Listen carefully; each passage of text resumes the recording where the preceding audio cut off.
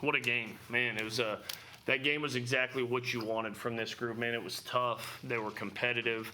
There's been a lot of people sitting up here with me over the last month and a half. It's pretty darn good to have these two right here because, man, they've been through it here. You know, this is two guys that have been through it, not only in this league, but at this place. And it's something that this place means a lot to. And, you know, Mac had a chance probably last year. If he wanted to move on to pro ball, he could have. And he decided to come back and to see him kind of lead this through this. Not only, I know everybody wants to talk about his Grand Slam, and you should. That's deserving. But the way he caught this weekend was unbelievable again.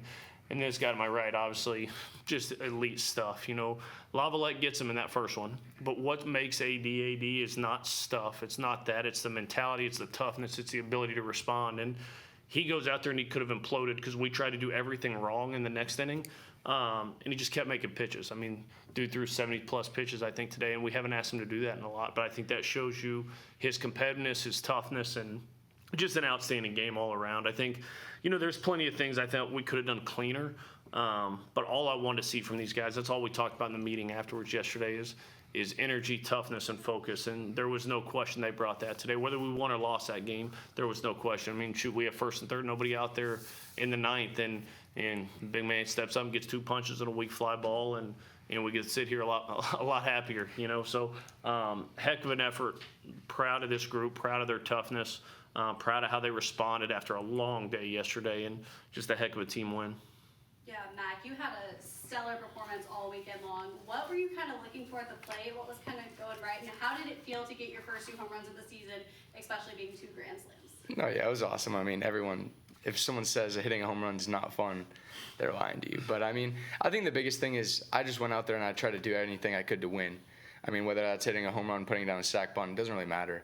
And I think that mindset kind of helps me get through different things and see pitches when I need to. You have 11 RBIs in 2 games. Roll Tide. Fun. That's fun. And it's the same thing. Like if you would have asked me how many RBIs I had, I don't really care. It doesn't really matter. I just care if we win or how we play.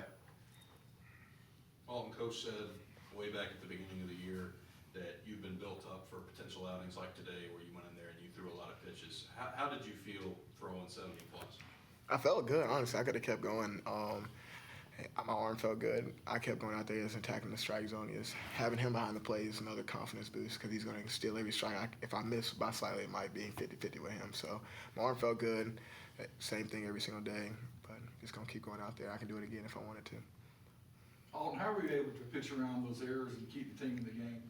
It's just picking my guys up. It's baseball. Baseball is all about failure and making mistakes. But having guys like that behind you, shoot. I'm like, hey, I'll get you another one, Brian. Go make a double play. Go make another spectacular play. It's been amazing. All the guys behind me, knowing I have them behind me and going out there is so much easier for me to go out there and pitch. It's just 10 times easier.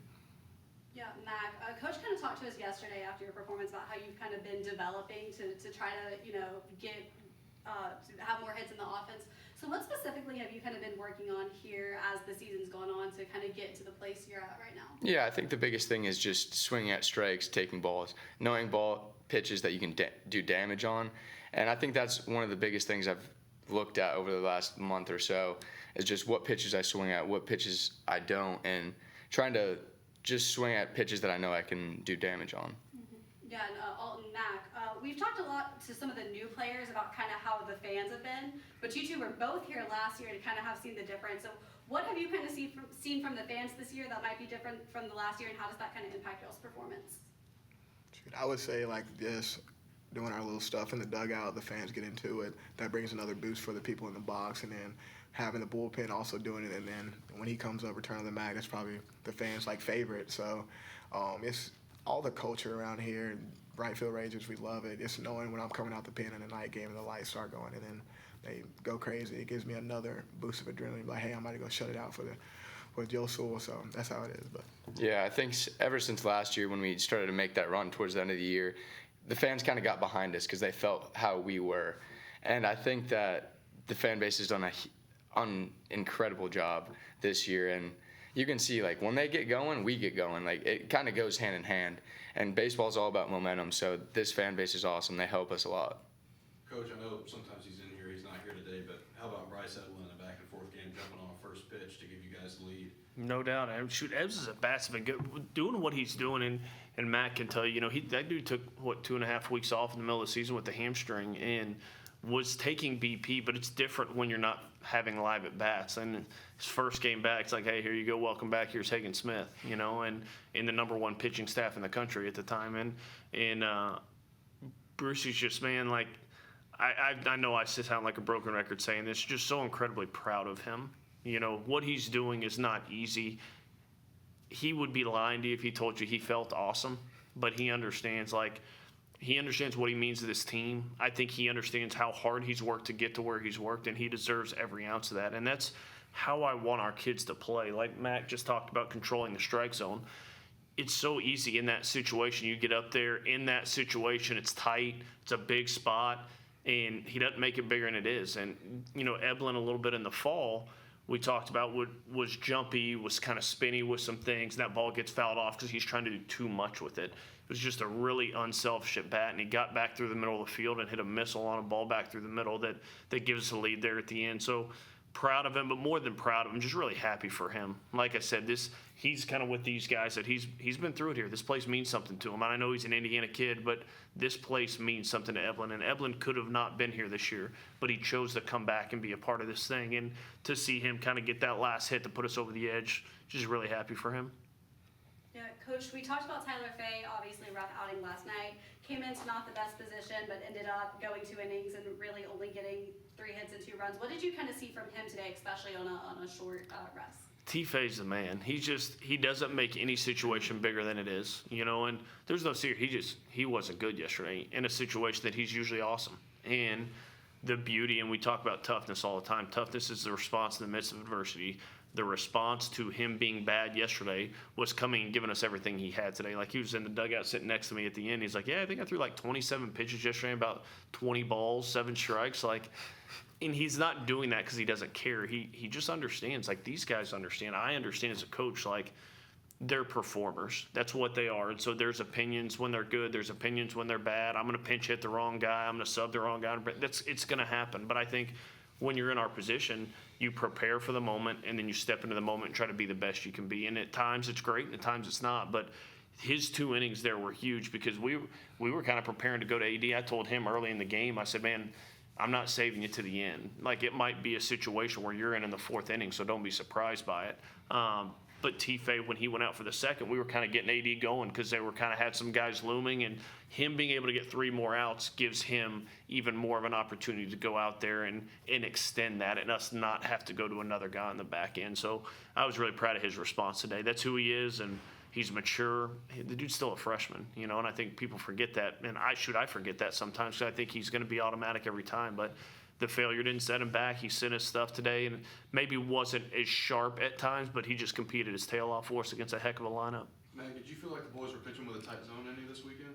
I mean, no. I feel like that's a hard question, but I mean, I tell the guys all the time, just go out there and attack. It doesn't really matter who's calling balls and strikes. Whatever they say, it's how it is.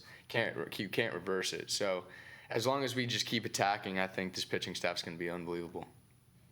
Yeah, Coach, Cade Snell, another 5 for 5 day at the plate. How has he been able to emerge ever since you put him in at DH? Yeah, Cade's the man, too. Like, I love that kid, man. He's just your country boy from Dothan. He's a fun dude to be around every day. Like, him and I were talking during BP yesterday, and he was talking to me about how he was going to sell lawnmowers when he's done playing. I was really excited to talk about that. He's got a whole plan and is ready to rock and was telling me what type, and I know what the heck he was talking about, but I loved it. And Cade's just a baseball player. That's all he is, plain and simple. He's a baseball player, and I love the fact that he kind of plays backyard baseball with it. It's like, hey, Cade, go pitch and hit. And there's not a lot of guys. I mean, Cags does that. There's not too many other guys in the country that go out and do that, and he's hitting in the middle of our order. He's proven to us over time like he's not a left-right matchup guy. He's just a tough at bat, and he's a guy you trust, and he's unafraid. He's absolutely unafraid, and there's times it's not good, and there's times it's awesome, and he was outstanding. I thought all weekend he just had really tough at bats with a heck of a pitching staff that the Aggies have over there.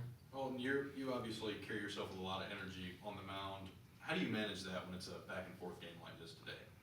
That's a great question because it just all the time it just keeps coming out of me all the time. I pitch with a lot of emotion and a lot of adrenaline, but having a team behind me, they helped me keep it down. Like when I came off the inning, we had that rough inning, and they were like, hey, calm down, we're gonna get you a run, we're gonna go back out there and just gonna shut it down. And having that, just being like, all right, I'm gonna save this juice, I'm gonna have to use my juice on the mound. It's more controlled adrenaline, like Coach Vaughn used to talk to me earlier this year. He said I control the adrenaline, using it in the right way, and just go attack people. So, yeah. And I think that's who he is too. And I think it's a big thing. Like I think if AD tried to go out there and pitch as this buttoned up, like really nice kid, he loses half what makes him awesome. Like I want him to have that energy, and I want him to have that. And that's what makes him who he is. And it's one thing I'm a big fan of with our players. Like we're gonna put guardrails out there, like because I think we have to have some guardrails. But I want them to be them. I want them to feel free to come out and express themselves, to compete, to do things. And he's continued to grow and do a heck of a job of that. Alton was Hueytown High the last time you got 10 outs in one game? 10 outs? Yeah.